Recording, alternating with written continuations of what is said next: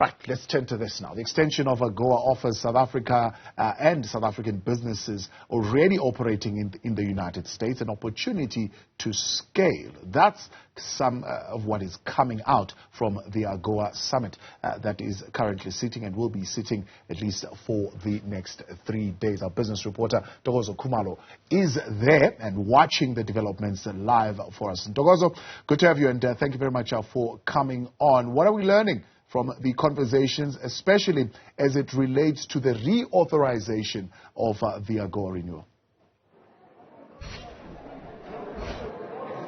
Good evening, Thabo. Well, where I am at right now is in Sandton at the Gauteng Growth and Development Agency's business-to-business networking session. And, of course, those geopolitical tension conversations that you just had was some of the conversations that were had during the day at the Agoa Forum. But the event tonight really focusing more on how business collaboration can really enhance those opportunities for not only South African businesses, but businesses on the continent to take advantage of those opportunities in the United States. And I do have with me the president of the South African Chamber of Commerce and Industry in the United States, and that's Neil Diamond. Thank you for talking to us. Now, being highlighted tonight is, the opportunities that Agoa has opened for South African businesses in the United States. Perhaps talk us through the last 20 years and the kind of sectors that we've seen benefit from Agoa, but where we are going as we look for that 10-year extension. Thank you. That is an absolutely great question.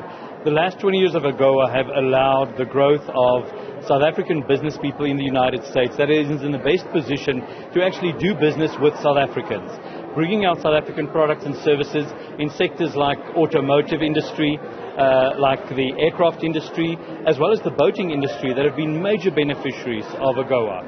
Agro-processing, agriculture, but also textiles and garments have been big beneficiaries.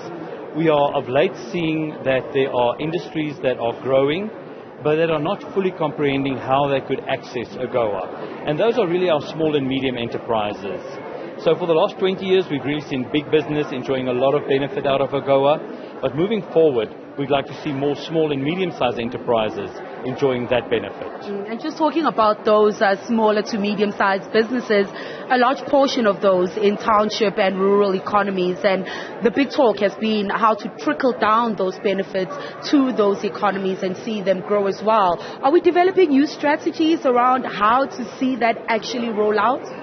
South Africa's got amazing, resilient people. Entrepreneurship are within our lifeblood.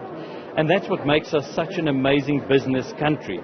In our townships, in our communities, people are producing things, making crafts, home goods, local produce, agro-processing that is definitely can find their way into the United States.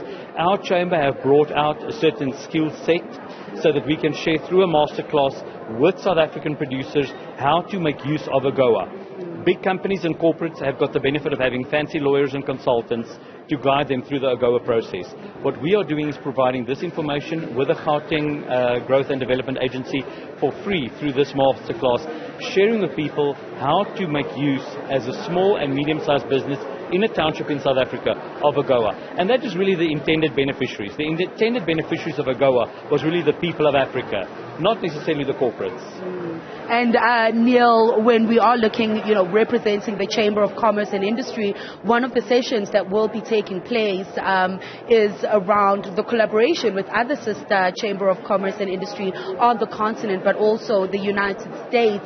What kind of conversations will you be having when it comes to the role that chambers such as yourself plays in, accelerating that access, but also finding those synergies between Agoa as well as the African Free Trade Area Agreement? Thank you. We acknowledge that government is there to create an enabling environment. And Gauteng has done a great job in doing exactly that for their business community. But business happens between business people, and therefore we need to take hands with the South African Chamber of Commerce in South Africa. Their president, Mtuzulu, is an amazing counterpart of mine. We've recently signed a MOU between our two chambers, allowing us access to their vast network of members in South Africa, while at the same time allowing our membership in the US access for those producers that the South African Chamber has. But we acknowledge that we need to take hands with all structures, all management organizations, all business representative bodies, so that we can provide the best possible benefit to those business people that are out there as such. South Africa has got a very amazing position that we offer access through the Africa Continental Free Trade Agreement to the entire continent. We are ideally positioned. We are one of the best developed countries in Africa. Most of the Fortune 500 companies have got their headquarters for the African business in South Africa. So we are very proud to say, let us take hands. Let's take hands with other business organizations and see how we can benefit. Not just historical beneficiaries, but a new generation of beneficiaries. Many of them being youth, women, and young entrepreneurs. Neil, thank you for talking to us. And that is Thabo Neil Diamond, who is the president of the South African Chamber of Commerce and Industry in the United States, highlighting the value of collaboration, both private and public sector, but within the private sector itself, the commerce and industry space, to work together across the continent to really see more businesses being able to enter that U.S. market, and hopefully when we are in 2035, after that 10-year extension, being able to say that we've seen more township and rural businesses be able to enter the U.S. market. It's back to you in studio, Thabo. Hi, Ntokozo Khumalo. Thank you tonight.